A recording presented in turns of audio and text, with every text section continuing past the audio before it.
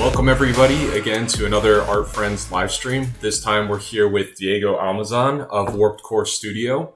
And as always, we're here with Oliver to my left. And today we're going to be talking to Diego about sort of his past experience as a concept artist, and now he's working on a game himself, and he's actually working on a Switch port, which is going to be pretty awesome. Yeah, I'm really excited. And I've played the game a bunch of times, and it's very, very fun. So we'll be sure to link everything at the end so people can check it out. But yeah, let's just dive right into it. I had started asking really deep questions before, but now let's start let's ease you into this a little bit. So if you could be in any video game world, oh man, what would it be? Jeez. Oh man, probably whatever's closest to the real world. Okay. But usually those games are super bleak. Yeah, so, yeah. Oh man, that's hot. I'd have to think about that. Yeah. Yeah, I mean, because they all have some weirdness about it, right? Yep. I like a lot of the fantastical games, Yep. the Final Fantasy series, or I don't know, even Mega Man and all that stuff. But to live in those worlds, when you really think about it, there's a lot of really weird problems. Yep. The first thing you said when you were a realistic world, I was like Final Fantasy VII. It's oh man, I would not want to live in that world. Right. It's just unless I was Cloud and I had all the powers, then maybe. I don't know. Then that's a lot of pressure, right? This is true. Yeah. Cool. Let me just mention as well, anybody that's joining us, feel free to ask any questions as we are chatting, and we'll just answer stuff as we go. I'll just pull a message. Hey everyone, welcome, if I can spell correctly.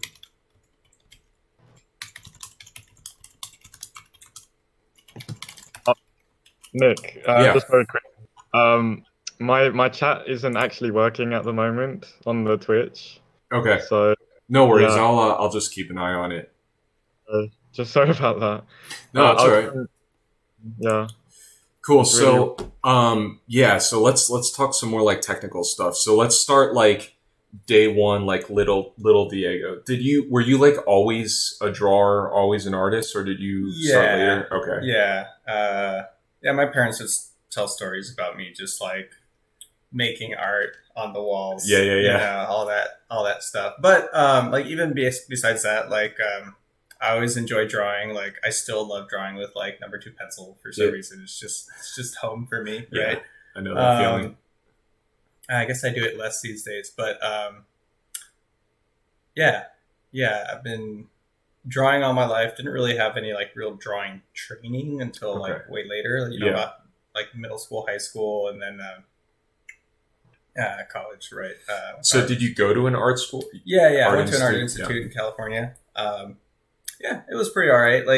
I'm a very kind of scatterbrained person. I have everything that looks cool interests me, right? Yeah. So when it came to just learning how to do art, I didn't know that I wanted to do it one way or the other. Sure. And when I was going to school, it was just oh, here's a little bit of this and a little bit of that, mm-hmm. and it was a little bit of a lot of things, which for me worked out. So did you know about concept art and that you wanted to be a concept artist or an illustrator, or was it just kind of I want to get better at art and see where that takes me? It was very much that. Gotcha. Because especially going into school, it wasn't until coming out of college and some people came I don't know, it was just me getting suckered into the whole thing maybe, mm-hmm. But some people came by the school and they're oh yeah, you could use art to make games and mm-hmm. and TV and all that sort of thing, yeah. right? And I was that's what I want to do. Yeah. But I didn't know anything about the process. Mm-hmm. So it was a lot of just trying to get as good as I can, trying to learn. I loved art. I love technology. Yeah. And graphics, art in different capacities, are all very exciting to me. So in school, were you doing digital art or was it mostly fine art? Okay. I did their media arts animation program, mm-hmm. so it had a bit of a mix. They were pretty big on trying to teach a lot of the fundamentals, mm-hmm. which I really appreciate. They probably could have even gone farther with that, but there's just so much having to do with digital art. You just can't cover it all. Yeah, that makes sense. Especially if you want to be like a professional at any of it. Yeah. And that's kind of where some people struggle, is like they want to, like, especially these days, the industry is so big that if you want to specialize, you have to like really focus on something. And, you know, in a medium where it's just so broad, it's really hard to like get focused trading. Yeah. Yeah, I agree. Yeah. Sorry, this is bothering me. I totally forgot to turn on this light. Yeah. Yeah, we are pretty shaded. Yeah. There you go. That should be much better. All right. I also, Diego, I just wanted to quickly ask you. So, did you grow up in California? Or were you? Yeah. Oh, okay. Yeah. I was born close to LA, West Covina, if anybody knows the LA area at all. And yeah, lived there until from 1984 to 2006 when I moved to Denver. Oh wow. Yeah, I lived out there for a year. I worked at a little startup that crashed and burned super hard, very spectacularly. Was it art related or? Yeah, that was actually my first concept art job. Oh, nice. Yeah, I was really excited. I was so excited that I took like a super low wage. Yeah. Probably hurt myself for a very long time, but I think it worked out. Yeah. That job didn't last long, but I made some friends. Yeah. I did get somewhat better at art. I mean, it's a process. Like, I feel like I came out of school like still not being very good. Mm-hmm. And I had to spend a lot of time doing like portfolio work to try to like get something somewhere, and eventually that landed. So how long was it between college and getting this first gig? That would have been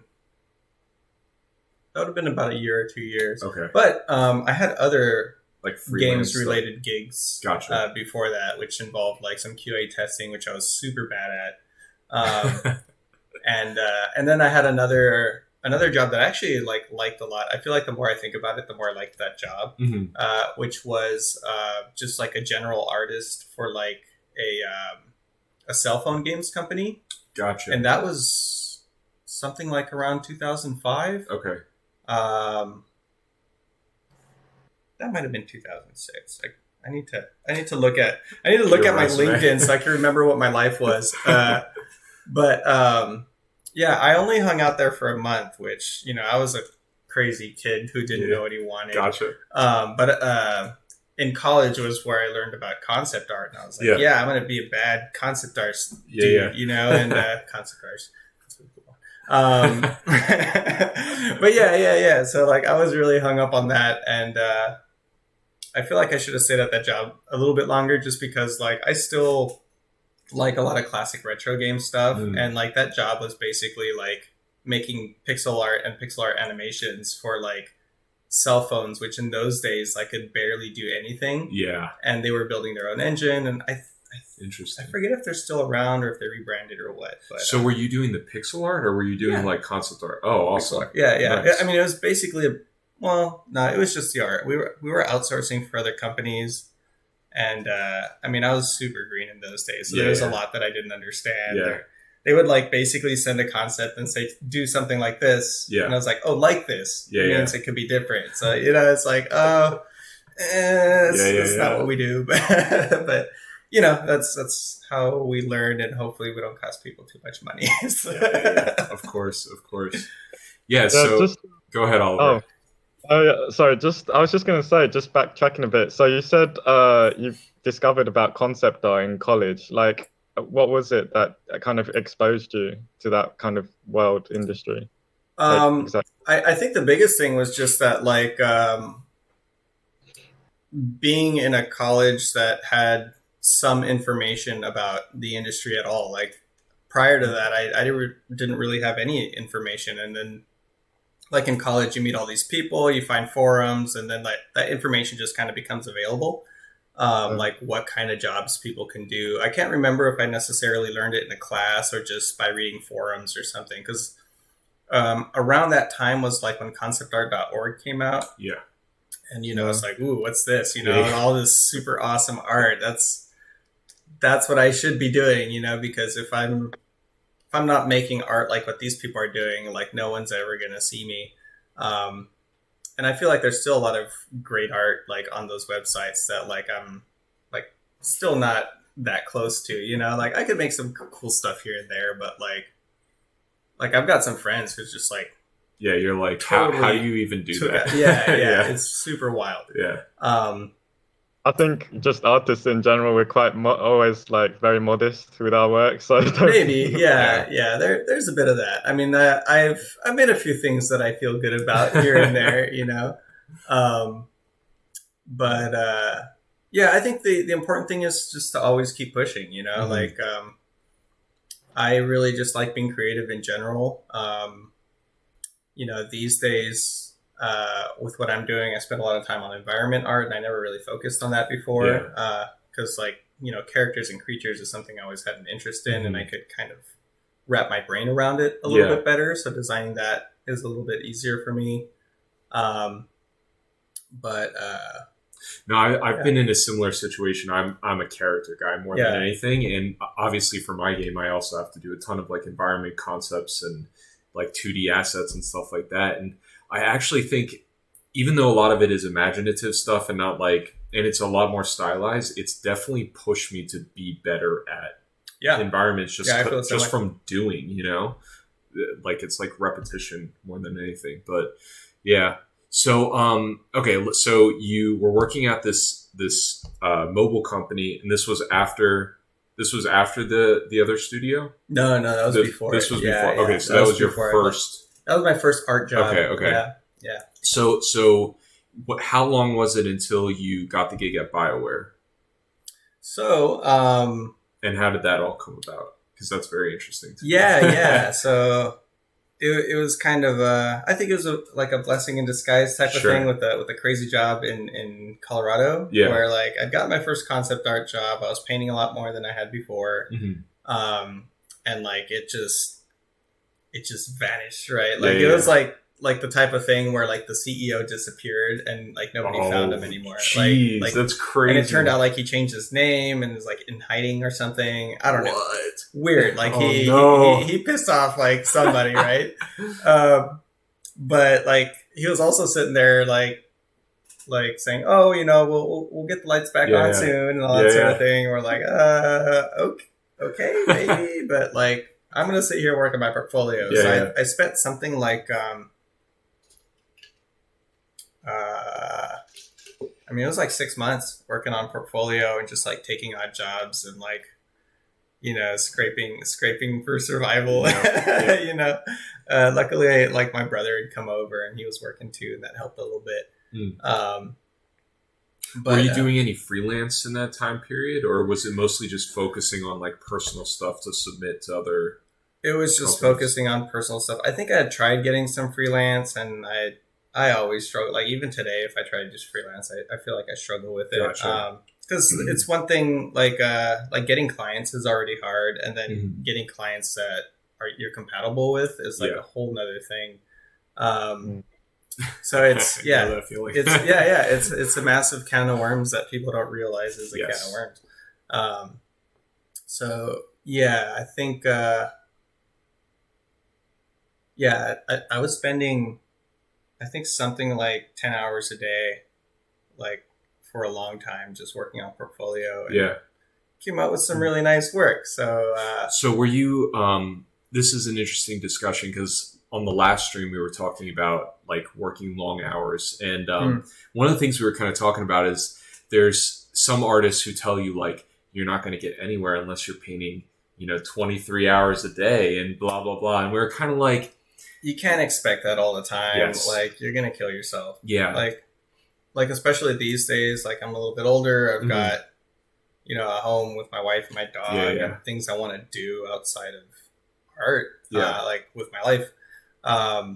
So it's really hard for me to justify just like pouring like everything into my work and not having anything left. And I think that is just kind of dependent on where you are in life too. Absolutely. That's how I was kind of phrasing it before, was like, there's certain times where you have to hustle, and there's certain times that you don't necessarily take a step back, but it's like you can take the time to expand your life in other ways. That's not just your work. And I think and that's it pretty is important. it is kind of like these two conflicting things, right? Especially when you're younger, where like you need to practice that pencil mileage, like does count like a lot.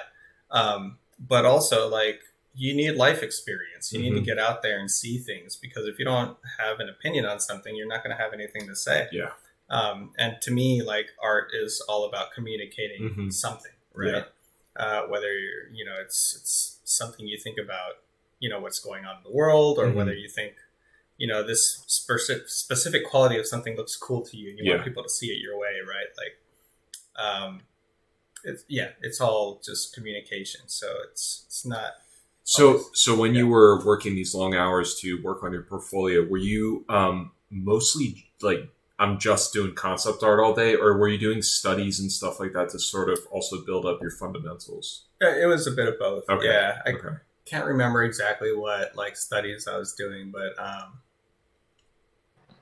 it wasn't just all imaginative work. There was some. No. You definitely need some kind of basis, right? Like, and like, even if you're doing things that are really stylized, I mean, I'm sure the students hear this all the time, but like, if you don't know how things like are actually put together, or like how things actually look, like it's still going to look wrong when you stylize it, right? Like, you still need some kind of basis for how things interact, so that when people look at it, they could understand what they're looking at. Yeah, I think talking about stylization, it's what I always tell people is, if you can draw realistically, that you're always going to be able to like, not necessarily dumb it down, but exaggerate forms, as long as you know like how things work in perspective and everything. Streamlining. Exactly. Yeah, that's a good way to put it. Yeah, for sure. We have a question. What did you study in college, like fine art or illustration? I think you covered that a little bit. Yeah. Is there anything you wanted to do with art before looking into concept art? That's a good question. Actually, yes. It's actually very similar. So, no, it's pretty different. So, like, I love monster movies. I always loved monster movies since I was a real little kid. Godzilla, Jurassic Park, Gremlins, all that stuff. And every so often, these specials on TV would come out about like how they made it. They would show like the animatronic puppets and like people making them and driving them and all that stuff. And I thought that was like, I still think that's the coolest thing. Yeah. But that was kind of what I wanted to do originally, was work with that in some capacity. So I assumed it might have been like maybe sculpting or drawing designs and things like that. But over time, especially after Jurassic Park came out and kind of proved the worth of CGI, I was like, well, I guess that's what I should be learning. Yeah. So, I actually took media arts animation at the Art Institute, and the reason I went with that was like, I actually ended up becoming more interested in games, but I decided like a broader animation course suited me better, because like I just assumed that by the time I was done with school, like the technology would be totally different. Gotcha. So focusing on more kind of like film centric stuff would probably translate a little bit more readily. Sure. And that's true in some cases, but like the game stuff actually has some stuff that's like always going to be useful. Yeah. Yeah. I mean, like just things like thinking about design and like one thing like most of my game related training is really just from playing games and experiencing things for myself. Right. So like when I was doing like concept art for like a creature or something, like I would think about things the players would be thinking about. Like, what does it look like from far? What kind of information do you want to give players,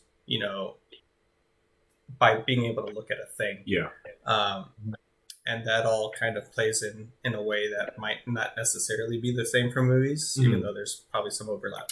So were you doing any 3D stuff in college? Oh, yeah. Okay. Yeah. A lot of it was 3D. So was it...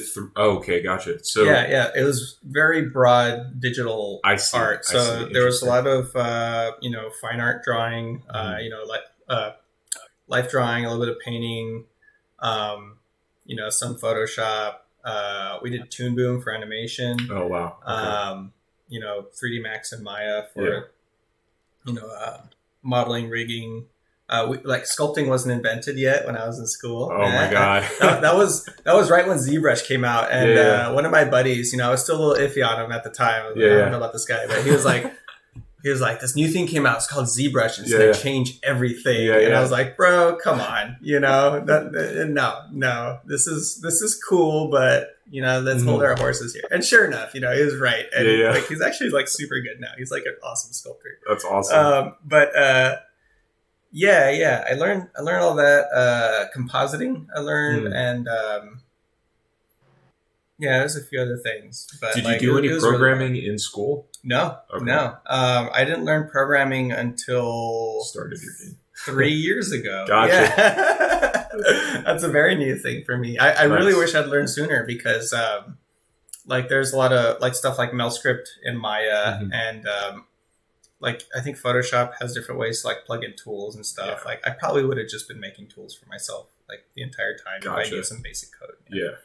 Interesting. Yeah, your schooling sounds a little bit similar to mine. What even was my program called? It was like not even digital. I don't know. It was another like digital new media. That's what they called it. New media. There was not even art in the title. Like I got a BFA, but it was a BFA in new media, whatever that is. So like I did a little bit of modeling. I did a lot of like figure drawing and painting, but because I was going to a liberal arts school, like I would be in oil painting class and the teacher would be like, okay, this week we're going to paint with string. And I literally said to the teacher, I was like, no, I'm not doing that. I had a couple of those classes. I was like, no, I'm going to oil paint. That's funny. Like, all right. It's funny though. I actually value that kind of stuff though. Really? Oh man, it bothered me. Yeah. And it's okay that it does. Like I think in my mind, like the whole point of those exercises is to do what you can with what you have. Yeah. That's become very important for me as like like an independent person where like I have to pick up a tool that's free, or like I don't know, sometimes just time is short and just figuring out like what I could do with the time I have and with the skills I have and how I could turn that into something that somebody could enjoy. So well, that's a very positive way. It is a habit to be positive. That's I was always one of those people where I was like, I need to learn how to get better at what I want to do. And I even remember telling like my counselor or whatever, the person that like helps you transition out, whatever.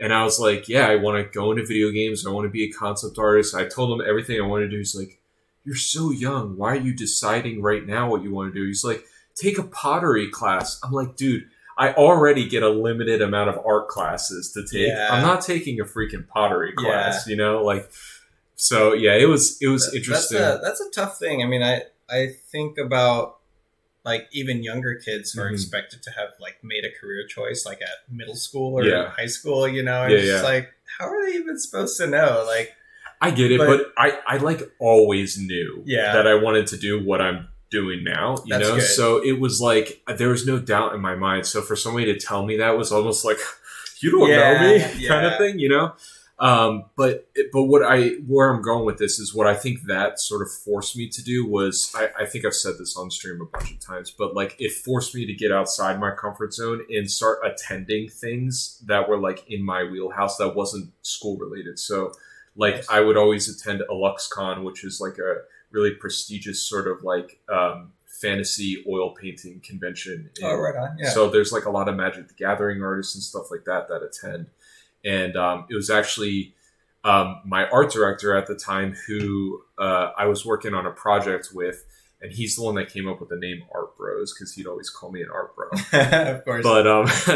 But yeah, he's the one that kind of got me to start going to that, and it kind of spiraled from there, just like networking and getting jobs and making connections and stuff like that. So very cool. It's interesting to hear your perspective, like coming from more of like a little bit more of like a corporate setting, transitioning to independent, whereas like I've always done freelance and work from home. So when people ask me about studio stuff, I can only tell them what other friends have told me, sort of thing.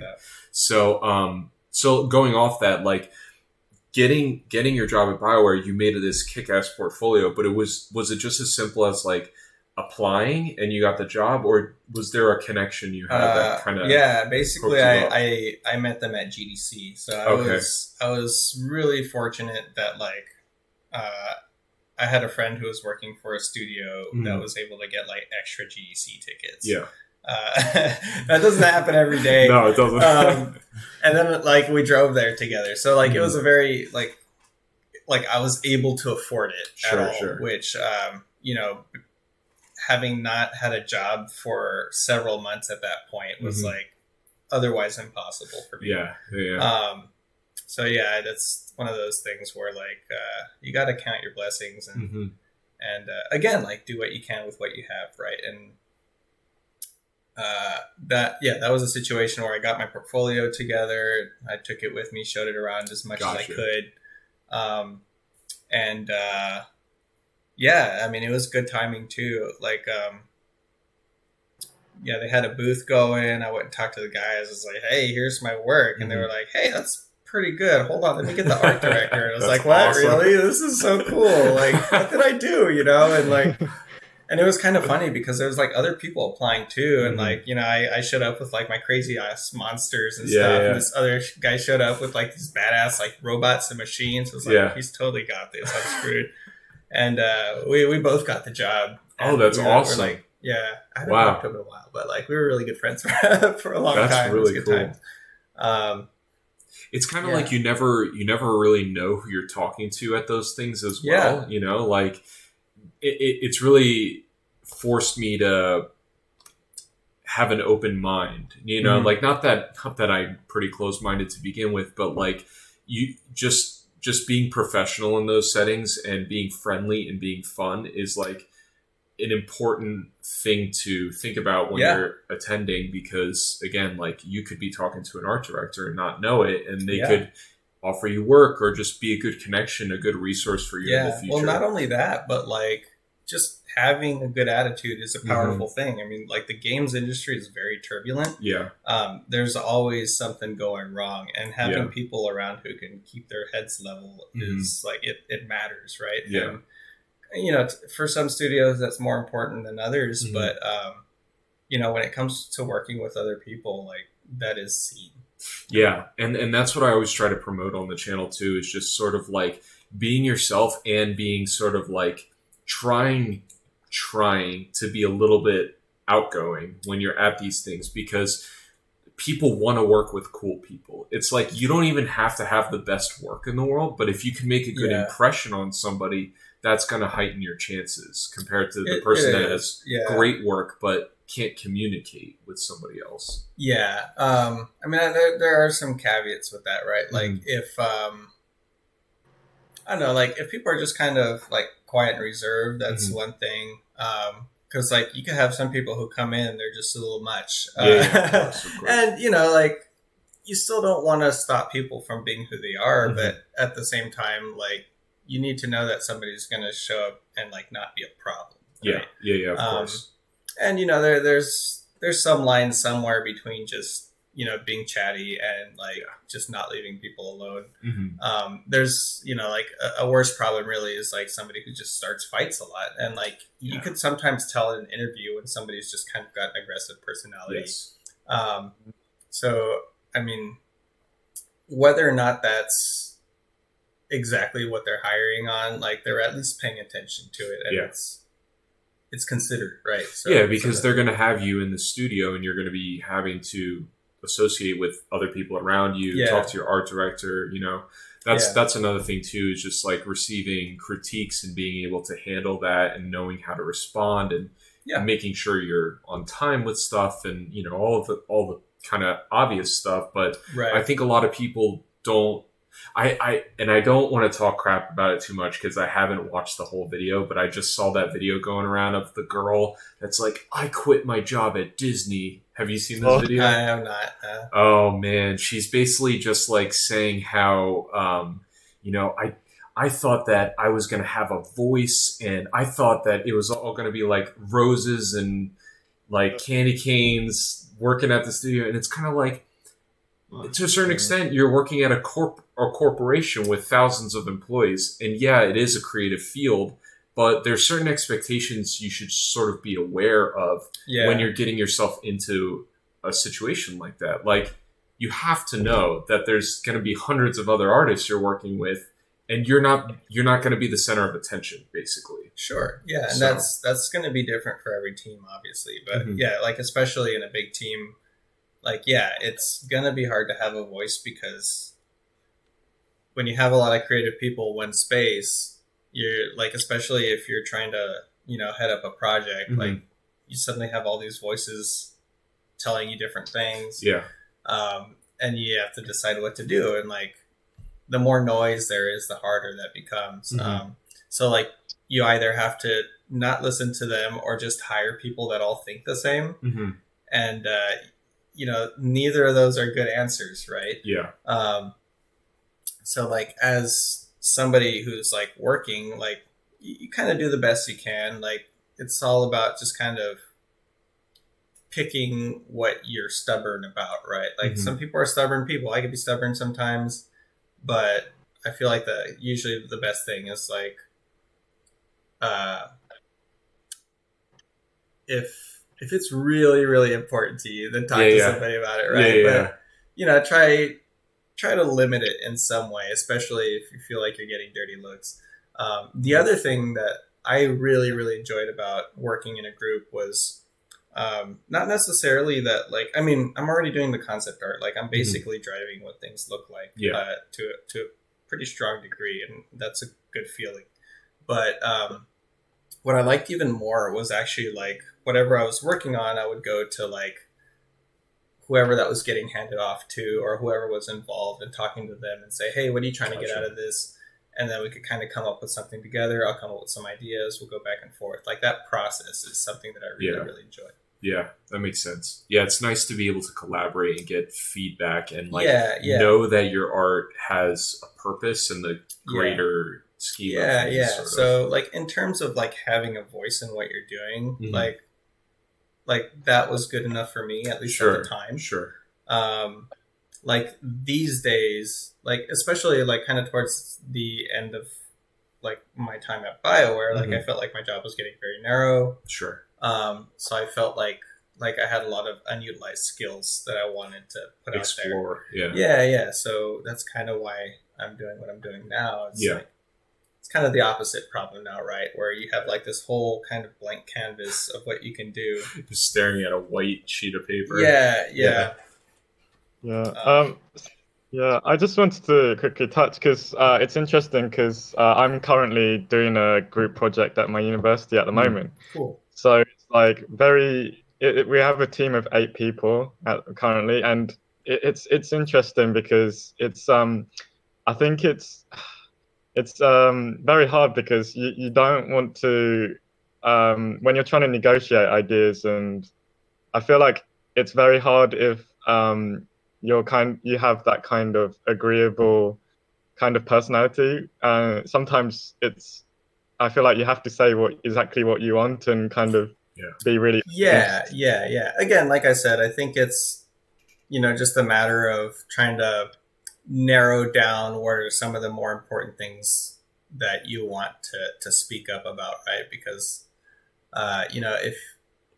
if you fight for everything, you're just fighting all the time. Think about it.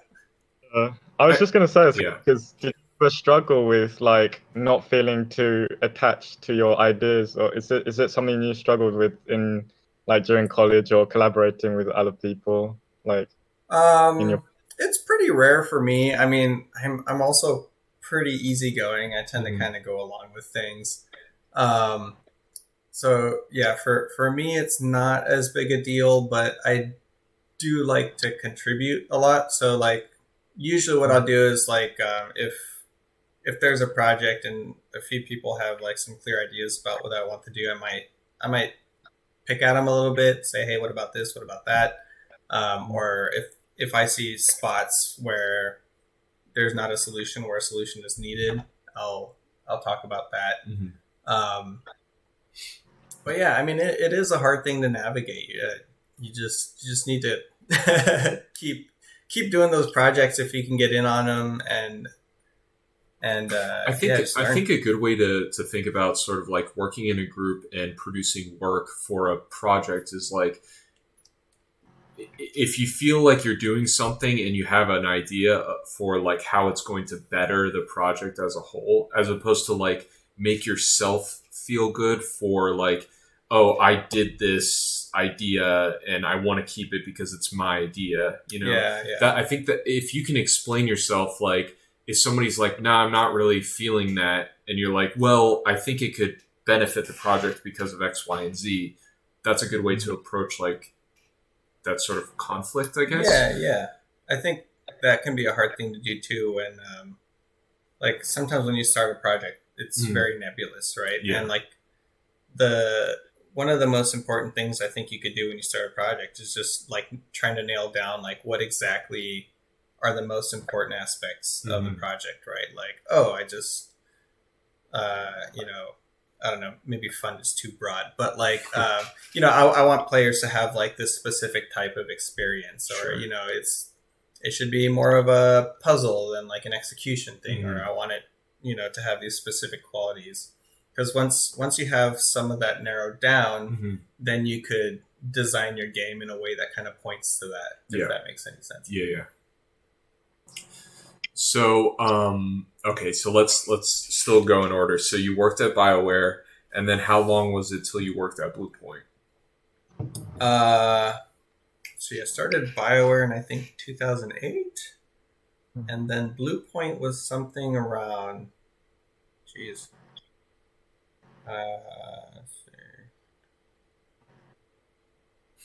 that 2016? Might have been around then. So what was in between? So in between was, I mean, even throughout Bluepoint, it was pretty sporadic. But so I had like was it like I think 4 years at BioWare? Okay, 3 or 4 years. I know I totaled 5 eventually, but they had a big layoff, and I was caught up in the layoff. Gotcha. And yeah, I think I spent I think roughly a year just, you know, doing little freelance gigs here and there. And then they started hiring again. I went ahead and worked with them again for a while, and like everything was different and sadder. And and I stuck with that for a while, but eventually I felt like I just really needed to move on. I was doing a lot of the same things, and I could just see my work like not getting any better. Gotcha. And I felt like I needed to change up what I was doing. So then, I think I forget if it was after the first layoff or the second layoff, but I grouped up with some friends of mine who started a group called Binary Solo. Okay. And they were basically like a little indie game troupe. They were going around the country, like meeting other indies. And cool. Our whole shtick was that we were gonna make a game in a van to try to learn something about what we think we could learn from these people. Right? Sure. Yeah. So we're like, oh, they made a cool like interactive story thing. Yeah. So like we're gonna try to do that, and then we can have a conversation about it when we get there. So like we would make games in vans. Yeah. That's crazy. And it was a lot of fun. It was probably one of the more fun things I'd ever done. In part because like I was doing art, I was doing games, I was traveling. So did these get released? I think the first one did. I don't think we got anything out besides like the first episode. Gotcha. But, that was one of those things where it was like a really cool idea, but like as far as I can tell, like it seemed like the issue was we weren't able to monetize it fast enough. Gotcha. I don't know. I think you probably talk to them, and maybe the issues are a little bit more complicated than that. Gotcha. Gotcha. But yeah, I don't know. That's where I learned how to use Unity. Okay. Interesting. I had almost brushed up on 3D skills. I made some very simplified stuff that, you know, I was learning in advance, so I give myself a bit of a pass. That was a lot of fun. I felt like working on a small team was a little bit more my speed because I could not only like do art like I like doing, but I can actually have a say in how I'm doing things and what we're doing to begin with. And that was the next thing. Oh, sorry. I was just going to ask you, speaking about small teams, do you ever feel that it's important to have like a main kind of lead artist or art director to make those decisions for you? Or do you feel like bouncing the ideas between you is much easier? Like to make those it really depends on who's involved, right? Like some people have a really good eye for like big picture stuff. A lot of times, like if you're kind of a social type person, like bouncing ideas is definitely a way to kind of hone them, right? Yeah, so I'd say they can both be good in certain contexts. I mean, I would default to kind of bouncing ideas together with somebody and really kind of getting more perspectives on it to really kind of smooth over some of the rough edges if there are ones. Other times when like speed is an issue, like if you're doing some kind of game jam, you try to just get as much of an idea about something as you can, and you just go and hope it works. That is a thing. But I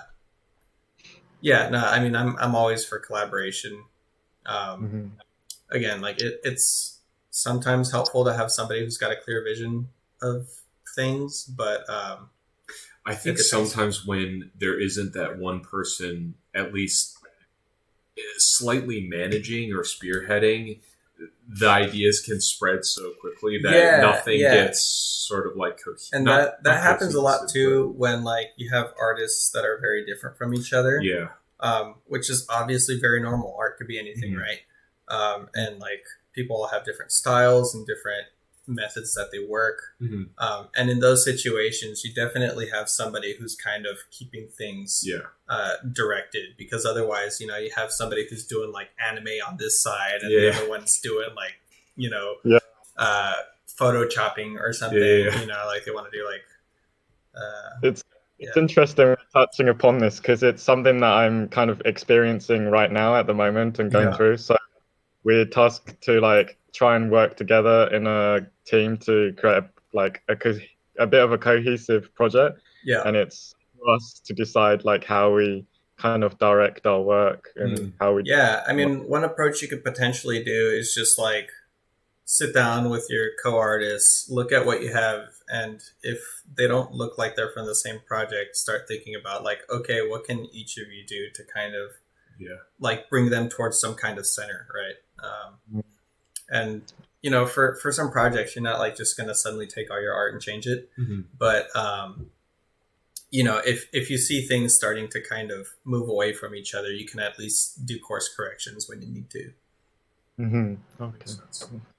So continuing on, you were working out of a van, and then and then Bluepoint. Eventually, because I was working different freelance jobs. So when I was doing the indie van thing, I was for the most part doing that exclusively. Okay. At some point, I did a card game for like a Canadian company, and I had actually gotten some friends that I was in a drawing group with, and like we were all doing cards, and I was actually doing some of the kind of directing with that. Nice. But that one was really tricky because a lot of them were pretty green in their art careers also. So like kind of like you guys were saying, like trying to keep everything cohesive was very, very difficult. And they all had different ideas about like what the style was, and I'm like, here's the style, guys. And, do this. I mean, I kind of feel like that was a failure on my part, but actually all of them got really good afterwards. So that was really cool. Like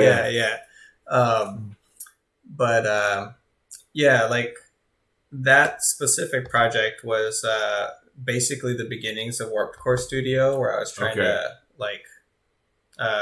basically Warped Core Studio started as like a freelance kind of business for art, and then the goal was to then move on to games. Cool. So like, that card game, like it didn't super work out, but like, and so sorry, was somebody spearheading that project and you were essentially the art director, or was this you guys? Yeah, basically, I had a client which like had their card game and like, gotcha. Okay. You know, we need all these cards, and then I would come up with some examples, and we came up with like a card kind of template that I would use to kind of do all the cards. Yeah. And then, you know, we had our list of what the cards were and kind of delegate. That all worked out pretty well. The hard part was just kind of getting the art to be cohesive. And did that get released? I think so. I don't know if they're still around. Okay. That one, what was it called? It was called Squish 'em by Tiki Games. Interesting. Okay. I don't know if it did super well, but I saw a review and they really liked the art. There you go. That was That's all you could ask for. yeah. So there was that. And then I did a freelance gig with Anki Drive, which was pretty all right. Okay. They were based out of San Francisco, and they were doing like an AR racing game. Oh, cool. That was on the phone. So like for that gig, I was just doing like cleanup art, taking designs they already had, like really polishing them up so that they could use like on their websites and in the app and things like that. What else did I do? Yeah, eventually made it over to Bluepoint. And was that how did you get that job? How did you land that? Was that just applying, or? I want to say that one was just applying online because I didn't really know anybody there. There was one guy that I found out later worked there that I'd known, but I didn't necessarily have a foot in.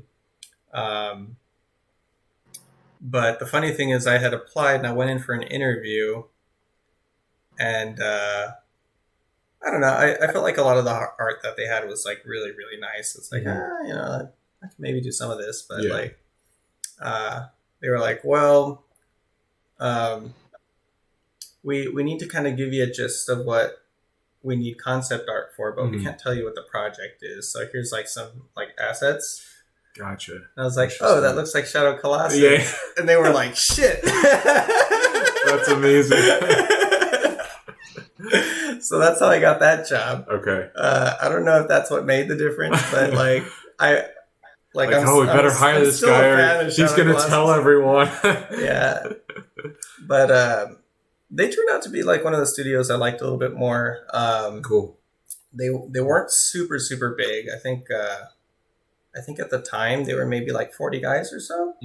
And that was, I mean, they were mostly art, I think. And yeah, they had some programmers for like shaders and coding and different things. But they were very art heavy. They did work pretty hard, but I feel like most of the art team had like a pretty good attitude, which was nice. And that was actually like one of the few times where like I actually worked in the same room as like the art director and like the the tech art director. Oh, okay, yeah.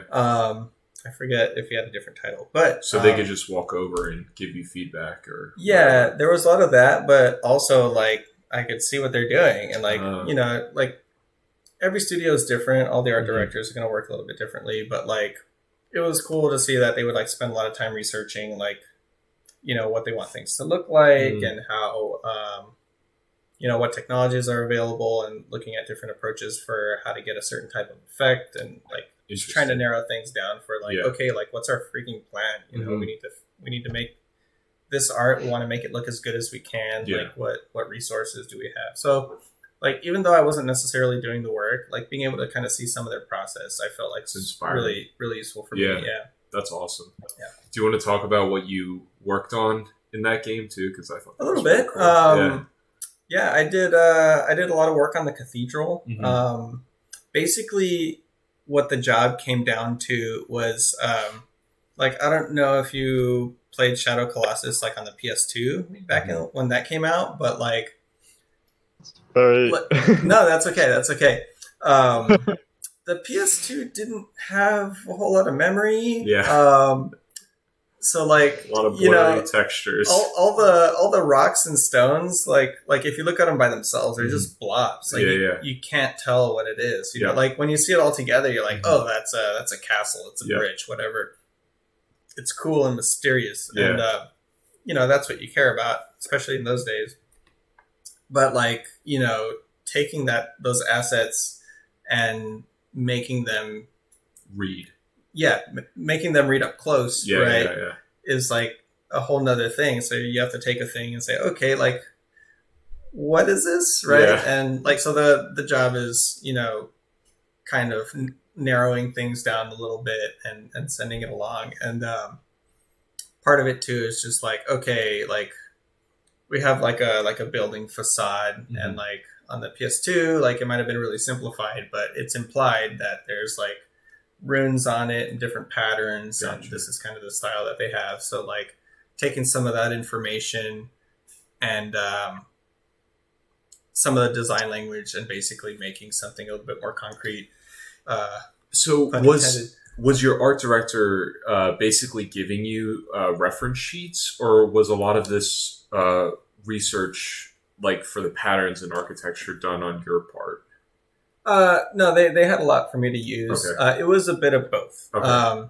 So like, yeah, they would just keep an archive of stuff that's useful, because like even the 3D team, like they might not always, like they might just grab an asset they think they can do that they don't need a concept for and just do it, and then they would have their reference and just make the patterns where they need to, or what have you. But in spots like the cathedral where things need to be a little bit more specific, then we spent some time doing designs for that. And like one example where like concept art can be a little bit powerful is like they had like a series of different paintovers from different artists for like how some of that stuff should work. Okay. And like some of them look like what I imagine the castle should look like, and some of it looked more like Tolkien-esque, which is like, okay, like this is great, but like it's probably not really the style. So like, doing little call outs and finding stuff and saying like, okay, like here's what we're using, and here's kind of like man, it's kind of hard to explain, because there's a lot of kind of graphic design in it, right? Saying like, okay, here's like the sections of high detail, sections of low detail, and like how you intersperse them in an interesting way, and all that sort of thing. That's usually what I was spending my time on. What's that all about? Sorry, I was just going to ask, because coming from like a student perspective, not many people have heard of the term call-outs.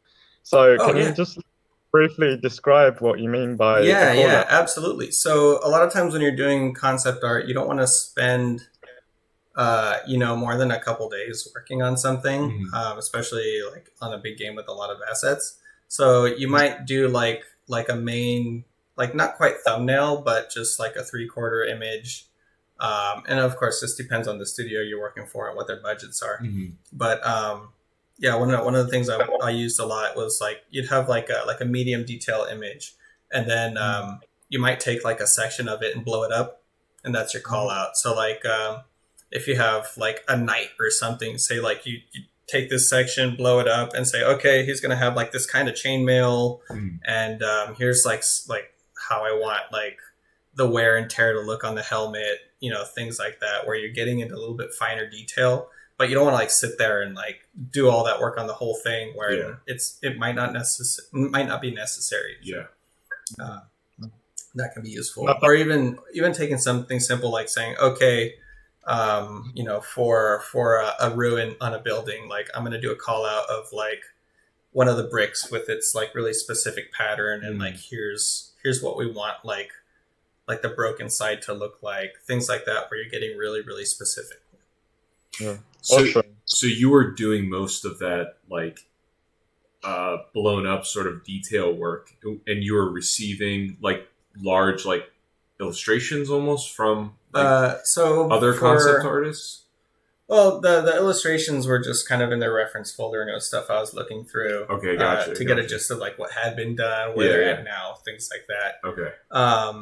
Most of what I did was basically like I was working kind of with my like number 2 pencil like emulated state. Gotcha. Because that's just what I'm most comfortable drawing with. And when it comes down to doing like those kind of medium detail shots, I would just draw them out, right? Do kind of a rough and then kind of clean up my lines a little bit and then just kind of focus on where things are going more than exactly, you know, what every piece of texture should look like, because we could do call outs for that, or they might already have that information. Gotcha. Because by the time I got there, they were already like, they already had a lot. They already had a feel of like what their stone looked like, what a lot of their patterns looked like.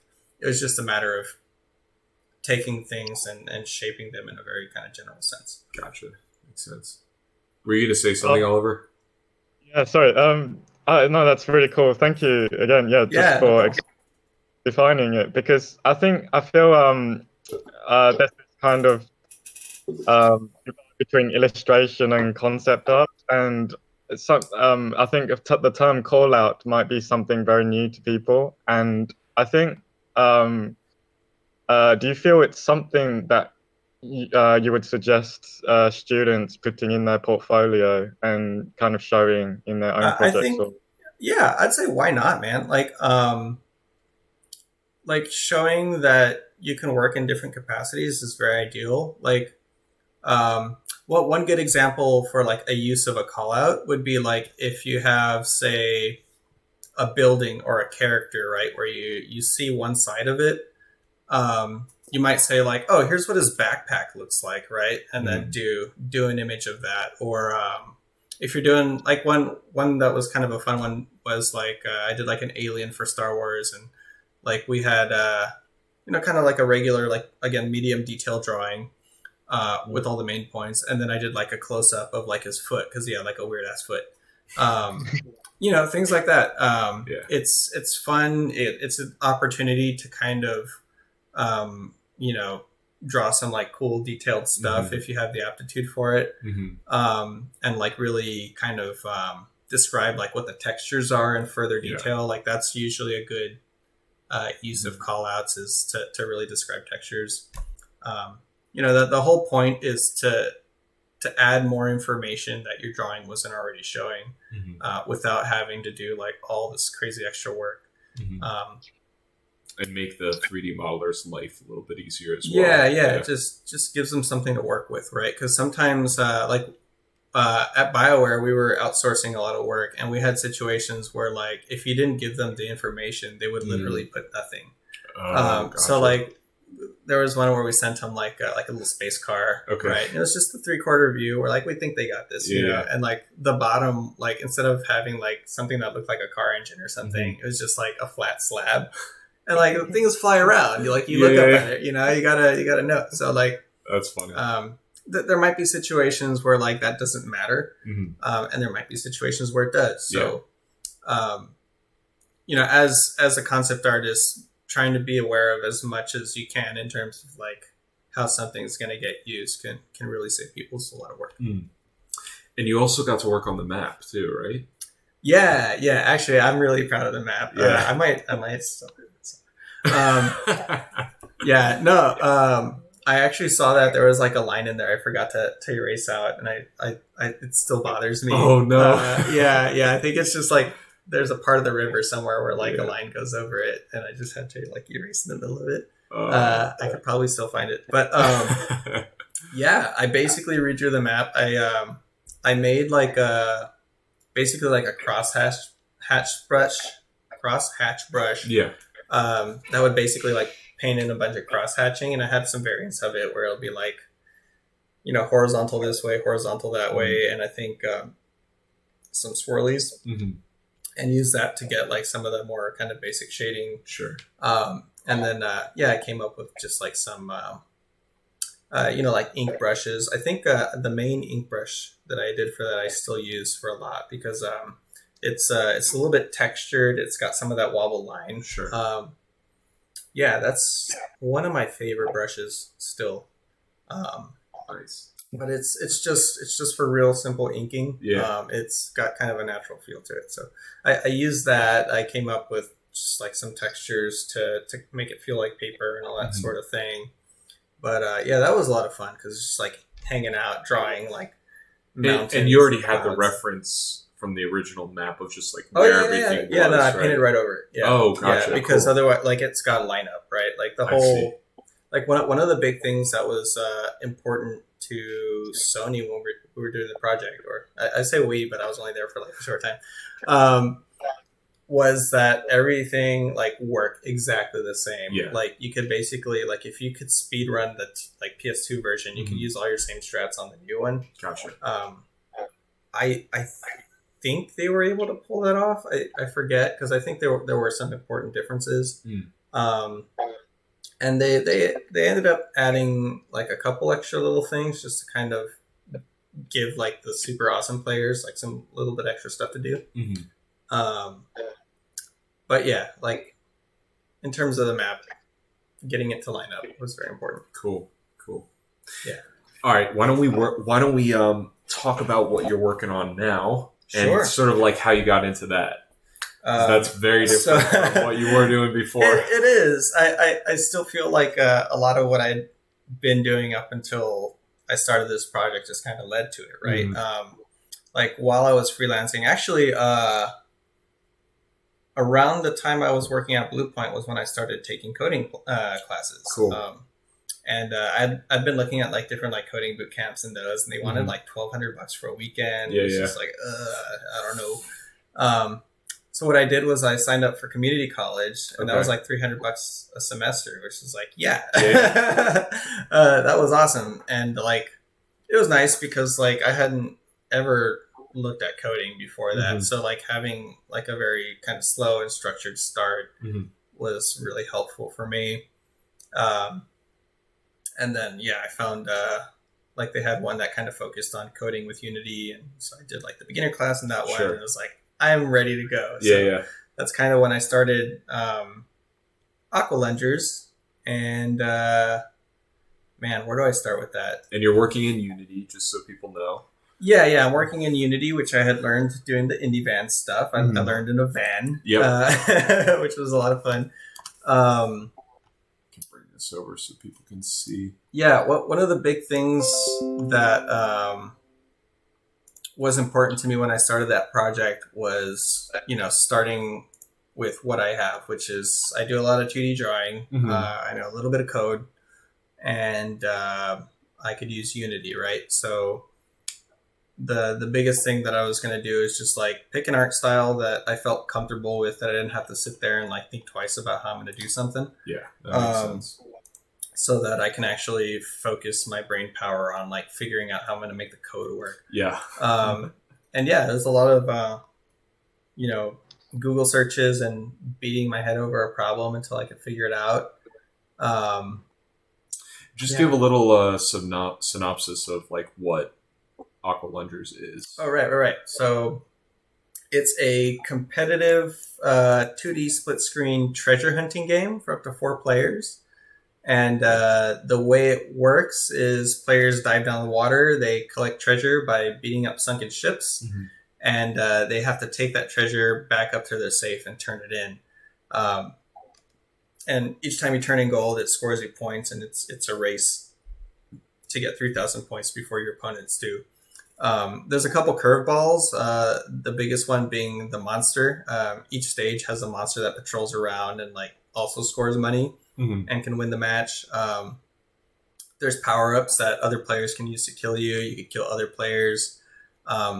And the biggest, there's a couple things. Actually, there's a lot of things I set out to do. I wanted to make some cool art. I wanted to draw monsters, right? So that's kind of in my wheelhouse. That one of the big things gameplay-wise that I wanted to achieve was that players could kind of play with their personality. And what I mean by that is like some players just kind of want to keep to themselves and maybe just explore and run around and get gold and turn it in and like try to be competitive that way.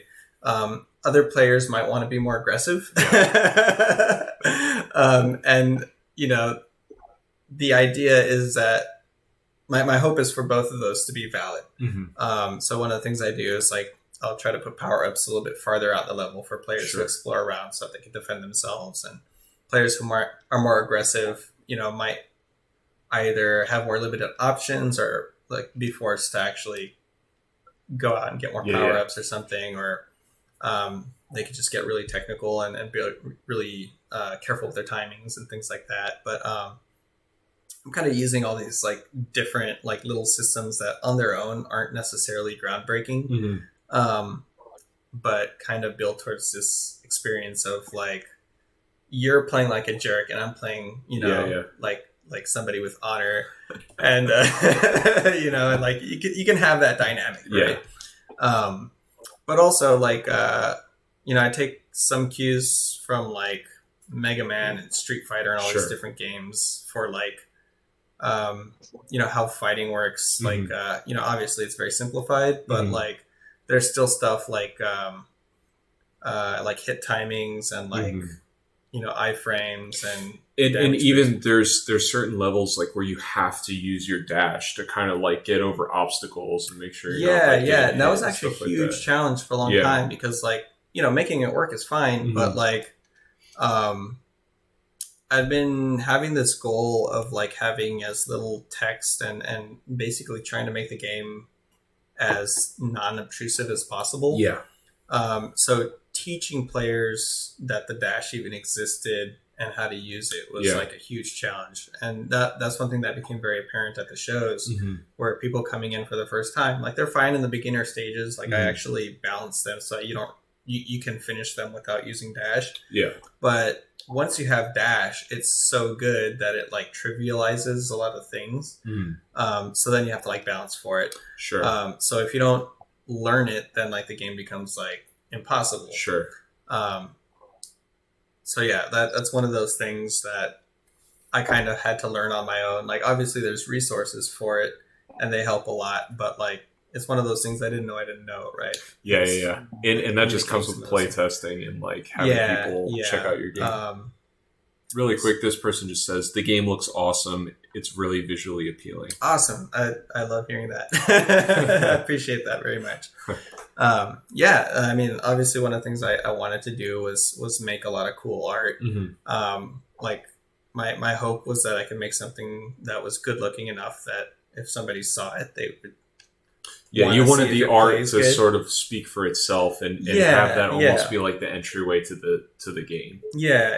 And one thing that I thought was important is like my game has a lot of classic elements, but it's not like pixel art. And the reason I did that was like, for one, I'm already pretty comfortable drawing in the style that I draw the game in.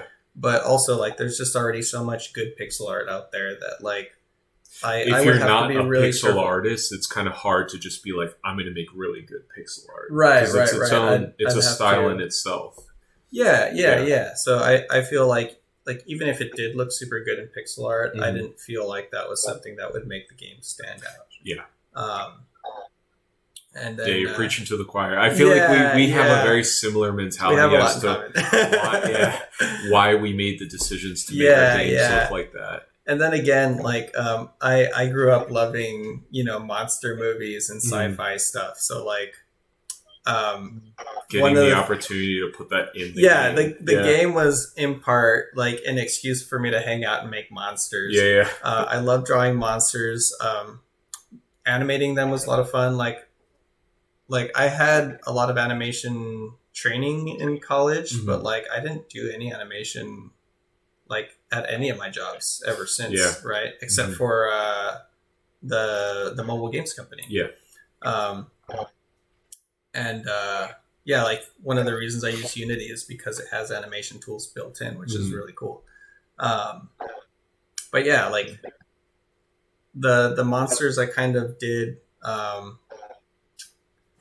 It's almost like the way I think about it is almost like kids playing monster, where like it's a scary thing, but like that they come at you with their hands up, right, and like they're kind of ridiculous, but they're also frightening. So I wanted to kind of balance this like playfulness with sort of like the way when I play it, it's like they're aggressive, and that's where the fear comes in. It's not necessarily how they look.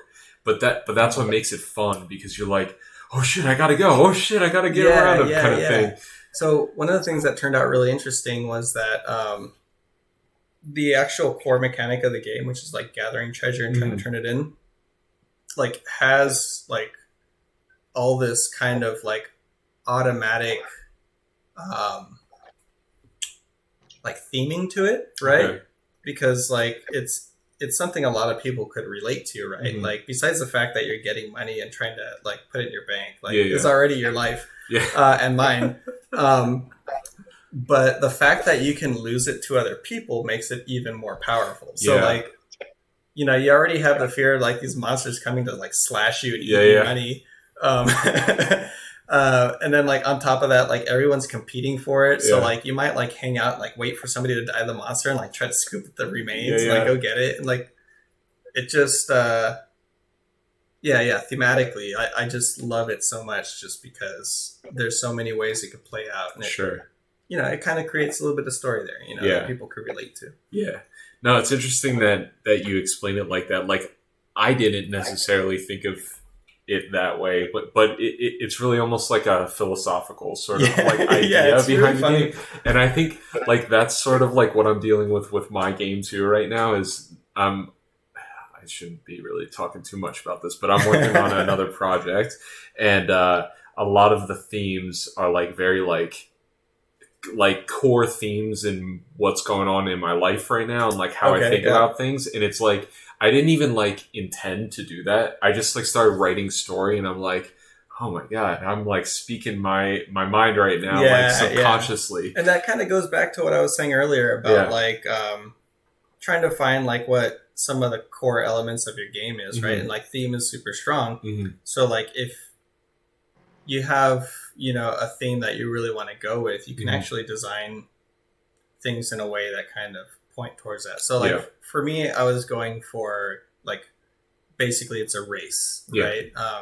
It's a race and you're racing for money. So like what kind of goes along with that? And you know, like a big thing is basically like, you know, stealing from each other, dying, things taking time, all that sort of thing all kind of add up to kind of get there. Was there like an initial inspiration for this concept, or was it like, how did this come about? Because it is a pretty like unique game, like way you play the game. Like I feel like the elements in your game is stuff that we've seen before, but the way it all comes together is like pretty unique, and I think that's what makes it fun, because you instantly get the idea it's a race for money kind of thing. But the fact that you jump in the water and there's water mechanics as well as land fighting and all that stuff. The way mechanics came up was actually based on another game that I wanted to make. And the reason I wanted to make this other game was because I was reading a lot of Lovecraftian stories, and I was like, all right, I really want to make like a Lovecraftian like, exploration game, but I wasn't going to jump into that kind of project right away, so I decided to just like do this smaller thing, which turned out to be big anyway. But basically the game started as me just seeing if I could get you know, regular 2D platforming to kind of work side by side with the swimming mechanic, and see if like there was a reasonable way to make it pretty natural. So that was like the most important thing from the start, was getting movement right. Another thing that was important to me at the time was I've been playing a lot of local co-op games with my friends and with my wife, and like we kind of ran out pretty fast. So it's like, well, like this is an underserved market. Like I want to throw my hat in that ring. So that's kind of how that started. And then it's just like, okay, we got 4-player game with diving. Like, what makes sense? Oh, you're getting treasure. So that's kind of that one felt like a natural fit. And like just like the initial prototype was already like so much fun that I just decided to kind of keep going with it. But one interesting thing is that at the very beginning, like in its gray box form, like fish would just one-shot you, like everything one-shotted you. And what would happen... So you got really good really fast at your own game. Well, what happened was that the fish egg was like really good. Okay. Like it was too good. It would like basically once somebody threw out more than one fish egg, like it would lock up the stage, like nobody could play anymore. Oh, gotcha. So that's kind of why I changed it to where like now you have stuns as well as kills. Gotcha. And they still cost you time, obviously, but it's like a little bit less, right? You don't lose everything. I think those are the main things. Like I wanted to draw monsters, wanted to do multiplayer, and it's crazy how much your game changes from what you first think it's going to be to where it ends up. Yeah, you know, yeah. Because one of the things too, starting out, is thinking like, oh, I could probably just do like 5 levels, and people just play those 5 levels, and it's fine. And then like when I got to something that was close to that, it was like, this isn't going to be enough. Like, there's all this stuff I want to do with it. And I think when you're first looking at your initial game and it's all gray block, you're like, oh, this is just going to be this little thing. And then once it's all polished and you see the potential of what you can do with it, you're like, oh, it's really hard not to get excited by that. Yeah. And that's why now I'm like 3 years into it, like just trying to wrap it up. Well, at least you have a base version of it out on Steam, and now you're working on a Switch port. That's and I know you can't talk too much about technical stuff, but just like, how's that experience been? For me, it's been good. And it's been a weird thing because like even for Steam, I feel like some people struggle to like, you know, get their games seen and things like that by the platform holders to actually like, get approvals and things like that. And for me, a lot of that's been really smooth, and I like to think it's because my game is cool. Yeah. But overall, I've had a pretty smooth experience. With Nintendo, I think I'd expressed some interest in it a couple years ago, and I think I forget if I was at PAX or if I reached out to somebody, but they were like, "Oh yeah, just shoot me an email with the design doc, and we'll see what we could do." Right. Yeah. And at that time, I didn't feel like my game was going to impress anybody. Sure. At least not anybody who's seen a AAA game. Right. So I kind of shied away from it. And then at another show, I actually saw, is it Raimi from... Flambeer? Yeah. I saw him walk by. He's hard to miss, right? He's super tall. I was like, oh, hey, I seen him before. He's cool. And he kind of waved and smiled. And the guy next to him was a Nintendo rep. And he's like, hey, is that game on the Switch? And I was like, no, I'd sure like that. And so he gave me his info, and it turned out to be the contact I had from before. And so finally, I kind of worked up the courage to actually send something. And they're like, yeah, it's great. Let's get you going. And it's like, oh, okay, cool. You know, and that was a good experience. Yeah. But I mean, they run a tight ship. They have a very complex way to work. Yeah. So there was a lot of time spent just trying to kind of read through everything, getting familiar. You know, there's certain things in the game that have to be changed in order to actually like be intercompatible. And, all that sort of thing. So, it is pretty complex to work with them, and sometimes it's hard to get the information you need. But like, you know, reaching out to them and getting information has always worked out just fine. They've been really helpful. So that's awesome. Yeah. And I know you don't have like a specific release date, but do you have like a window you're aiming for that you can talk about? I'm shooting for early April. Yeah. Okay. Oh, wow. That's sooner than I had thought. It is. Yeah. Nice. I'm still like trying to make sure I can actually hit it. Yeah. But yeah, I think we should be good for it. Nice. Yeah, it just sucks like not really knowing until like it's all done. Yeah. Because I'm always finding something that like takes time to deal with, and I've learned that I'd rather not make promises. As an indie dev, I understand that. Yeah. But yeah, no, that's really cool. Like really nice to hear about like coming to from an indie side, and I just wanted to ask you very quickly as well. Like, is some burnout something you've kind of struggled with, or is it something that you've Commonly. Yeah, no, it's definitely a thing. Because like with what I'm doing, like I really love what I'm doing, and I spend a lot of time working on it. So like there'll be some weeks where I'm just like throwing 12, 14 hours at it, like it's nothing, and then like the next day I can't even look at it. That happens pretty often. Well, we should preface this too that you're working on this like pretty much on your own. Yeah, that's true. That this makes is a difference. What I'm doing full time. Yeah. And one of the problems that presents, especially when you're working from home, and I'm sure you could relate to this, is like there's not necessarily like a stopping time, right? Like it's arbitrary to say like, okay, I'm done for the day because I got this done. For me, it's been kind of like you have to learn how to listen to your body more than anything. Yeah. It's kind of like just if you can... I've lost weight and I don't need that.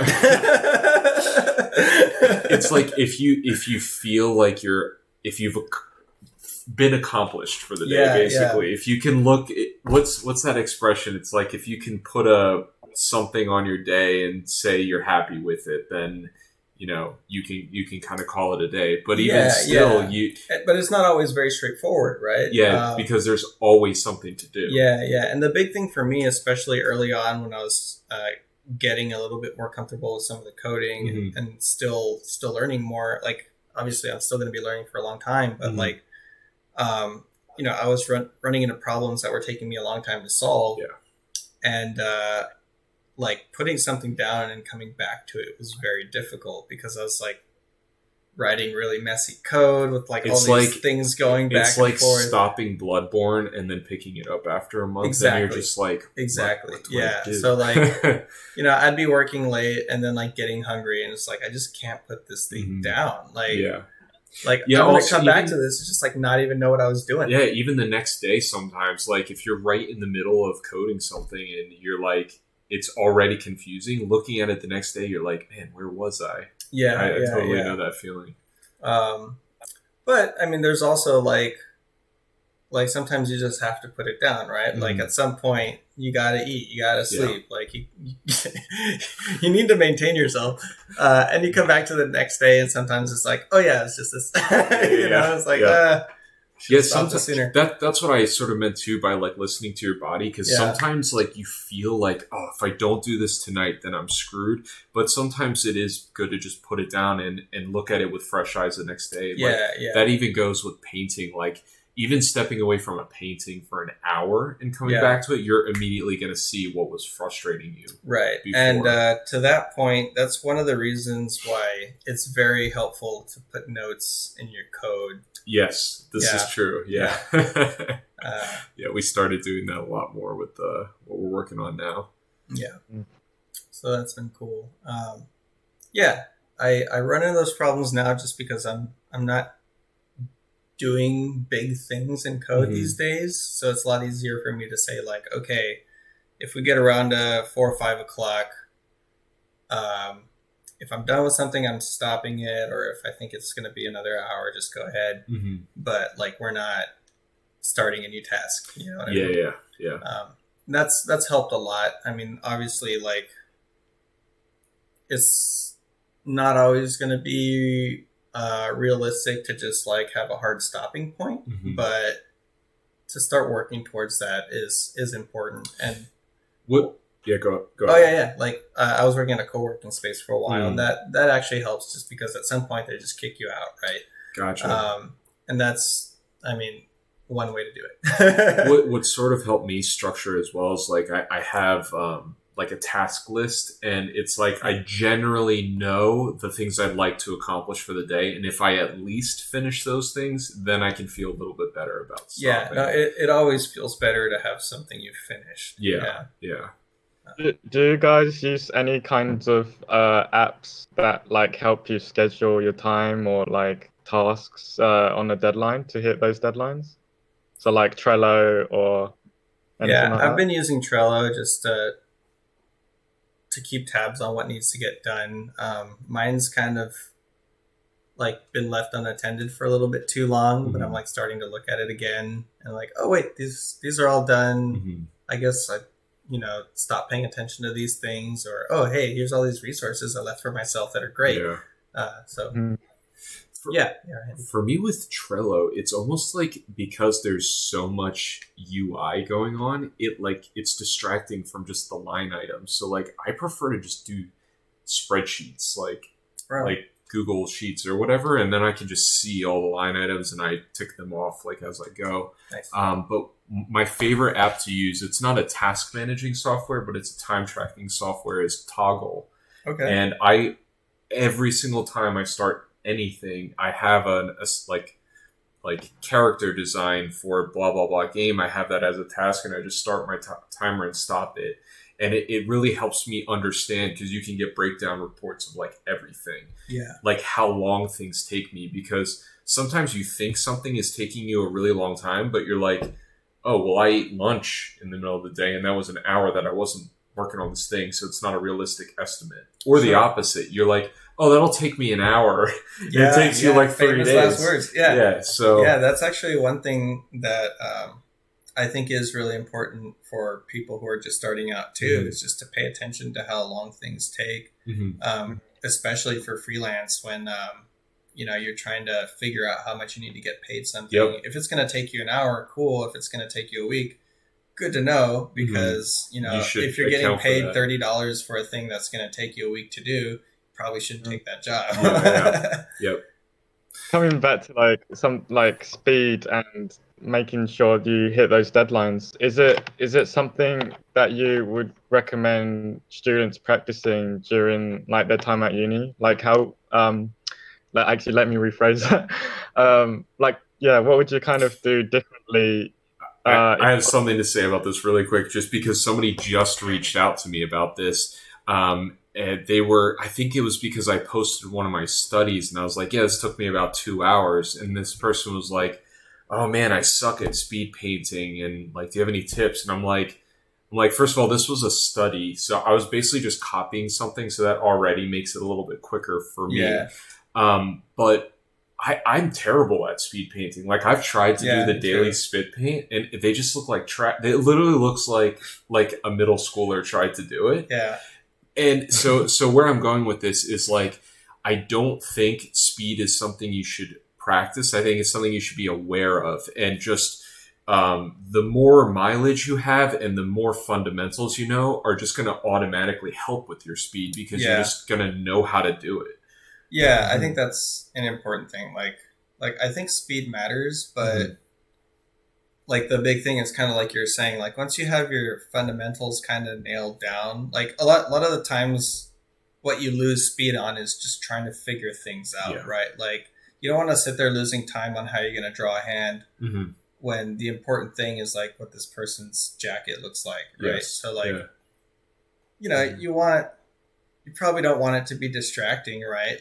But sometimes just having a simple representation of something is enough. And knowing when you could kind of take those opportunities can be really important when time is an issue. Because like whether you like it or not, like time is going to become an issue. So it kind of becomes a matter of like practicing things so that you don't have to think twice when you need to do them, and focusing your energies on like what's the most important aspect of what you're trying to do. Yeah. So coming to that, would you say that you would like kind of to alternate speed? Would you kind of replicate the pieces, or would you kind of move on to a completely new subject matter? Like in what situation? Like when you're making a new thing, or if you kind need of to iterate? like when you're kind of like when you're going about your personal pieces. So I've had artists like they would like create a piece and then maybe a week later they'll create a similar piece with the same kind of thing and then see if they can interesting.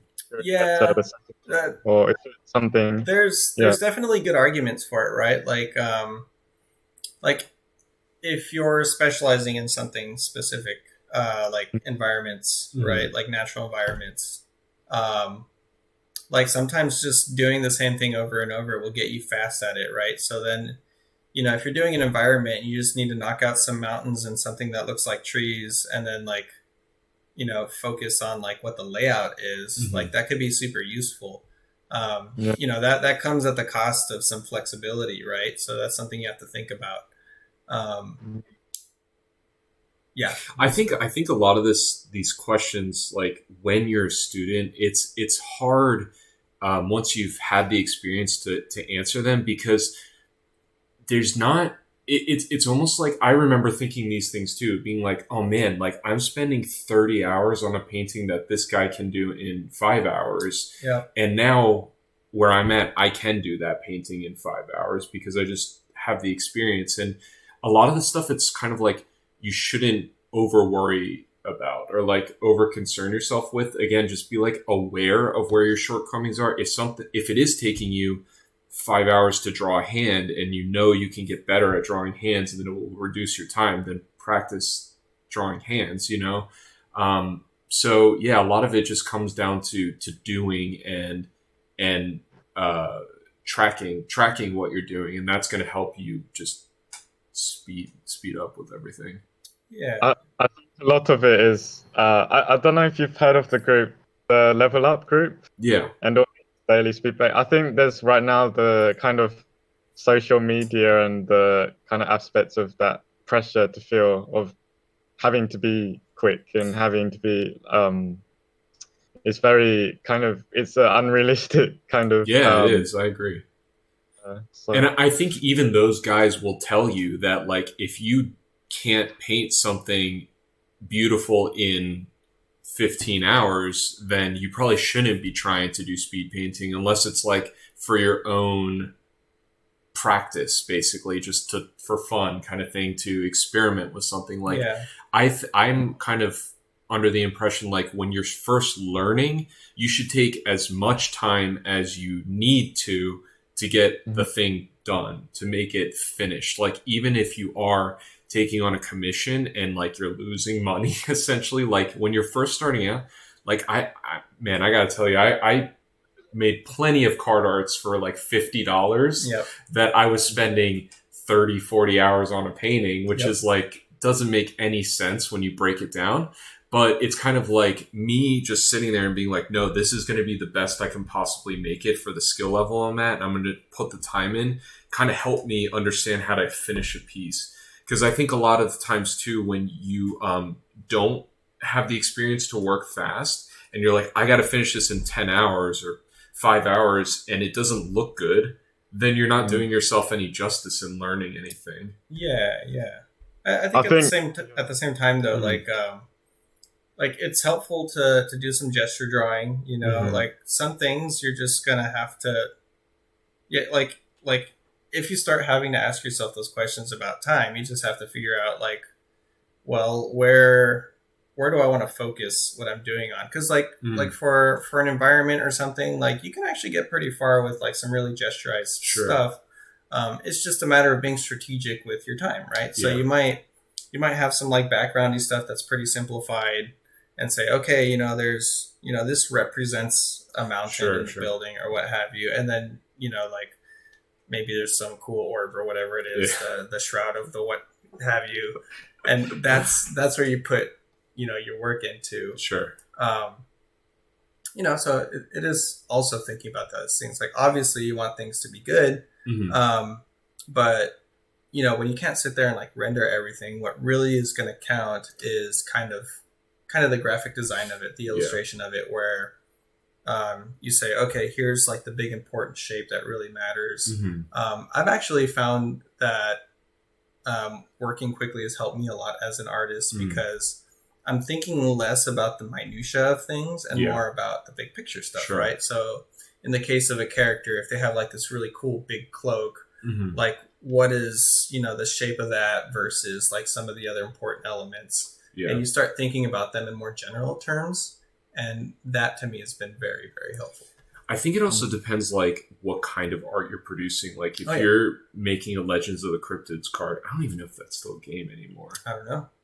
But I'm not familiar with you're not? Oh man, dude, the art is so good. Okay. But it's like that company won't accept pieces that like every single little thing on the whole card is rendered out. So it's like, if that's your goal, if that's like the kind of art you're trying to produce, then yeah, you want to make sure that you're able to do that in the time that it takes you to do that.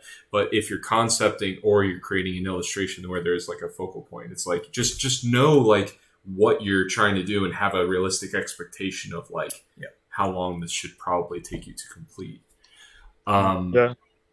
Sorry, really quick, we have another message. I feel like social media, especially Instagram, can be so damaging to younger artists with tutorials saying draw this, not this, with no explanation. I think it can make people feel disheartened or confused. Yeah, I agree. I mean, there's that meme going around with the owl. I mean, it's been out for years and years. I don't know. But it's basically like a tutorial is like, oh, draw a line and a couple circles, and then like it shows a rendered owl. Yeah. It's like, okay, like, and that's a lot of tutorials sometimes, right? And like on one hand, it's like, yeah, like the important thing is kind of the big gestural stuff and like just making sure your proportions are good. Yeah. And then you can worry about the details later. But yeah, there are times when like people are trying to get really specific types of information and sometimes it's hard to find, right? You just have to assume that whatever the tutorial is thinking it's teaching might not be what you're trying to learn. Yeah. Or take what you can from what you are seeing, I guess. Yeah. Oliver, you have any other questions or anything? Does anybody in the chat have any other questions?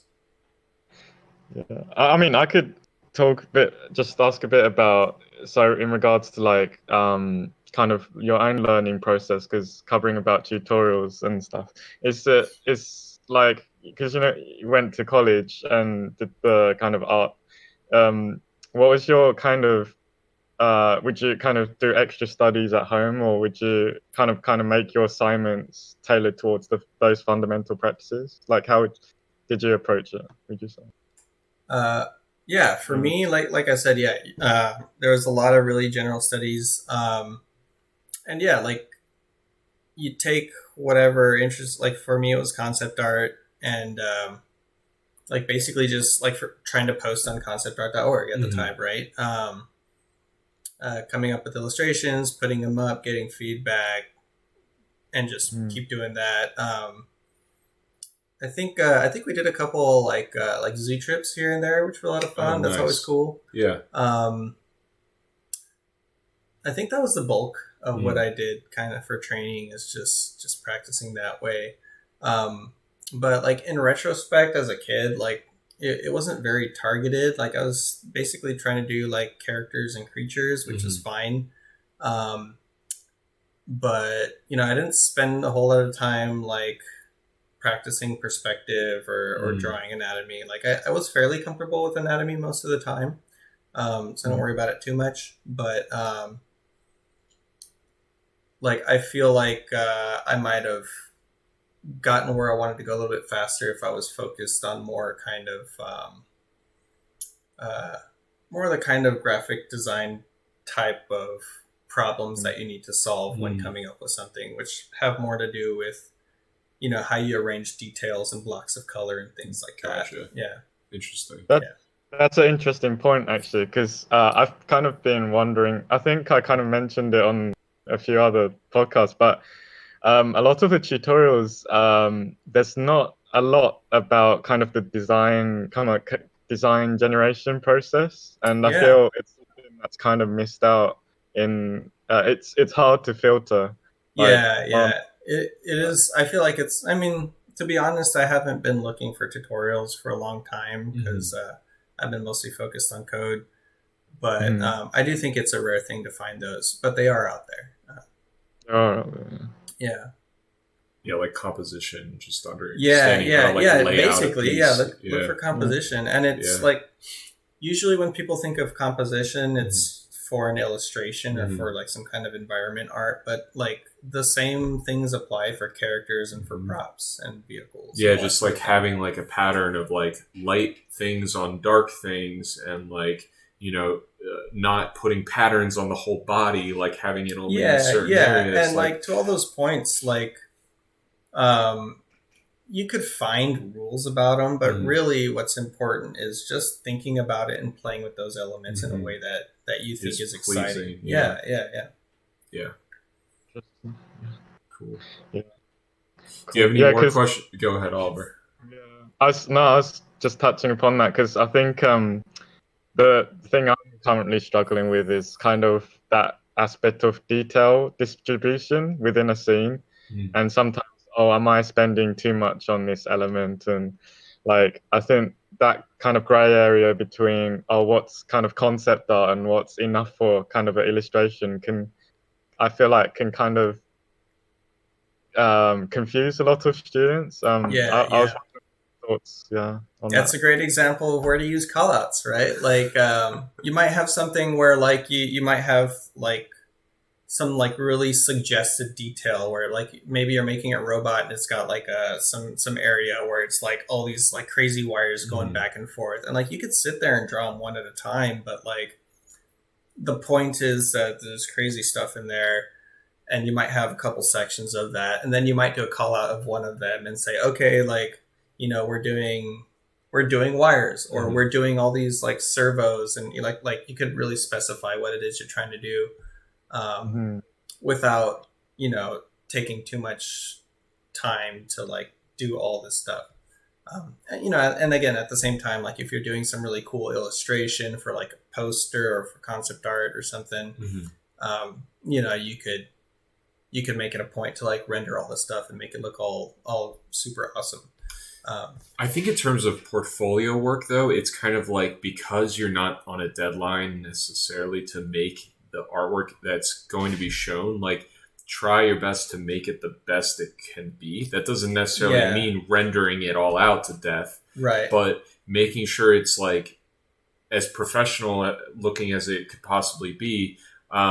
You might do a lot more sketchy stuff when you're actually in the office working, but it's kind of like you shouldn't like have the mentality like, oh, it's just concept art, so it should be just enough to get the idea across. Right. It should be really nice. Depending on what you're doing, like efficiency is paid attention to, right? Like really, really good concept artists, a lot of times when you look at their work, like, at this distance, it's like, whoa, that's super cool. Yeah. The idea is awesome. It's got all these like things, right? He's got a cool gun or whatever it is. But when you zoom in close to it, like, there's these big fat brush strokes, there's tiny brush strokes here and there. Like everything's really carefully thought out and carefully placed without having anything that doesn't need to be there. Yeah. And that's kind of something you just kind of have to learn over time, is like when you need to provide information. Because sometimes it is not necessary to create information that people can already kind of imply. Yeah, that makes sense. That's interesting. Because I've recently heard a term going around about I think it's a new thing, where it's concept design and concept artists kind of. I think there's still a lot of confusion about those. So I don't know. I think to that point, like I think that's why you see like a lot of the photo chopping, right? Where like some of these concept designers would come in and they'll just like hit up Google and just grab a bunch of stuff and then like just make like this badass thing in like 20 minutes, and like it's cool. Like they don't need to sit there and like draw everything by hand, because that's not what they're trying to do. They're trying to come up with a design that could get passed along to somebody who can say, okay, let's go with this idea, and then you could sit there and finesse it. But one of the important things about concept art in general is that your first design might not get approved, right? Like it's not because you're a bad artist, it doesn't matter. It's just you're trying to come up with different ideas and decide which ones to go with. So, if you're making a tank or something, you might say, okay, let's do like a traditional one. Let's do one with like 30 guns. And, you might have different ideas. And then, you hang out with the art director or whoever's in charge of, the task, and say, okay, actually, I like this. I like that. Let's maybe, and at that point, like, it just doesn't make sense to sit there and like render the crap out of something when you don't know that that's what you want or what your client wants. So being efficient is super important. And also when you're applying, like take a look at what the studio is going to want, because sometimes if you're working for like a smaller mobile studio, you might be doing like actual concept art that's passed along to a modeler. But if it's small enough, you might wear many hats and be doing finished art that's like splash images like in the game. So I personally think it's wise to have like a well-rounded and those are certainly times where you really gotta like make sure everything's clean and tight and extra professional. Mm-hmm. And there's a whole art to that. It's a huge thing. Cool. Nice. Yeah. All right, we're running almost to 2 hours, so I think this is probably a good place to cut it. But I think we talked about a lot of really cool stuff. I want to thank you for coming over. Yeah, thank you for having me. I really appreciate you all this time. Yeah, and everybody, this is going to be up on YouTube if you wanted to rewatch it or you missed the beginning or whatever in a couple days. So just make sure you check out Art Bros and check out Diego's stuff. Aqua Lungers is on Steam, and you can expect it on the Switch like hopefully pretty soon. Yeah, that's the goal. It's an awesome game, so make sure you check it out. And for what it's worth, the Switch version is basically also going to be like the Steam's like 1.1 patch. Cool. So if you want to check it out now, you could look forward to a pretty nice patch. It's going to fix a lot of things. Nice. Yeah. Awesome. All right, guys. Well, thanks for joining us, and until next time, we'll see you. All right. See you guys. See you. Bye.